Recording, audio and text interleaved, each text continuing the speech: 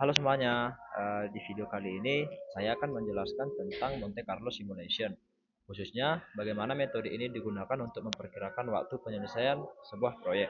Nah, mengapa ini penting?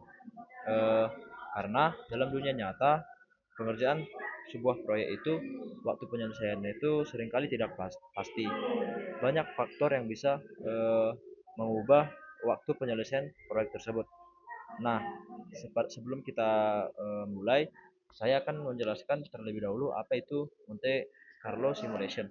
Nah, di sini telah dituliskan bahwa Monte Carlo Simulation adalah metode simulasi yang berbasis probabilitas. Nah, berarti dia nanti berhubungan dengan kemungkinan yang menggunakan bilangan acak untuk memodelkan dan menganalisis sistem yang mengandung ketidakpastian. Nah, dalam eh, studi kasus ini kita mempunyai sebuah permasalahan. Nah, kita ingin memperkirakan kapan sih waktu penyelesaian proyek aplikasi ini dapat selesai. Nah, masalahnya kita bisa mempunyai durasi tiap tahap yang tidak pasti karena ada banyak faktor seperti kompleksitas fitur, kemudian ada produktivitas developer, kemudian ada bug dan perubahan kebutuhan. Nah, kalau kita pakai satu estimasi saja, hasilnya sering tidak realistis. Contoh, misalnya kita bilang proyeknya akan selesai dalam 30 hari. Padahal kan bisa saja proyeknya itu selesai menjadi 40 hari. Nah, tujuan dari simulasi ini adalah dengan menggunakan Monte Carlo, kita ingin eh, memodelkan ketidakpastian, kemudian mengetahui distribusi waktu proyek, kemudian menghitung eh, probabilitas proyek ini selesai tepat waktu. Kemudian kita ingin mengetahui risiko keterlambatan. Jadi eh, bukan cuma kapan selesai, tetapi seberapa besar kemungkinan selesai tepat waktu. Nah, kemudian di sini ada asumsi sistem. Nah, dalam simulasi ini kita buat beberapa asumsi supaya model lebih sederhana.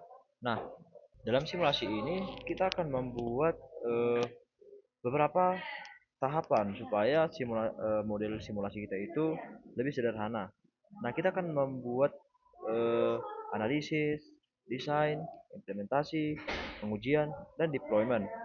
Kemudian, durasi dari setiap tahapan ini bersifat acak dan mengikuti distribusi probabilitas tertentu. Nah, kemudian setiap iterasi itu akan eh, merepresentasikan satu kemungkinan skenario proyek. Nah, simulasi ini akan kita ulangi berulang kali atau iterasinya akan cukup besar supaya hasilnya itu mendekati distribusi nyata. Nah, untuk menjalankan simulasinya ini kita menggunakan bahasa pemrograman Python yang dimana di sini kita jalankan di Jupyter. Nah, kita akan membuat konfigurasi dengan mengimpor beberapa library seperti NumPy, Pandas, Matplotlib, eh, dan Seaborn. Nah, di sini bisa kita lihat eh, simulasi ini akan kita ulangi sebanyak 20.000 kali. Artinya lebih banyak iterasi, maka hasilnya akan lebih akurat. Nah, dari grafik ini kita bisa lihat distribusi durasi total proyek, yang dimana sumbu X itu adalah eh, durasi hari, kemudian sumbu Y itu adalah seberapa sering muncul. Kemudian ada batang-batang grafik yang dimana setiap batang ini menunjukkan seberapa sering durasi tertentu muncul dalam simulasi.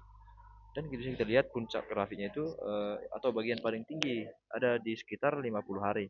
Nah, artinya ini durasi yang paling sering terjadi itu ada di 50 hari. Kemudian ada garis vertikal berwarna hijau yang mana ini adalah garis untuk median atau nilai tengahnya. Kemudian ada garis dengan warna merah yang mana ini adalah garis rata-rata. Nah, garis ini bisa membantu kita melihat nilai-nilai penting seperti rata-rata dan median. Nah, kemudian ada area berwarna. Area berwarna ini menunjukkan rentang kepercayaan. Nah, misalnya 80% dan 95% kemungkinan hasil. Nah, dari hasil ini kita bisa simpulkan Yang pertama itu ada estimasi realistis proyek, yaitu sekitar 50 sampai 52 hari. Tapi bisa aja lebih cepat atau bisa lebih lama. Kemudian ada resiko keterlambatan sampai 70 lebih hari.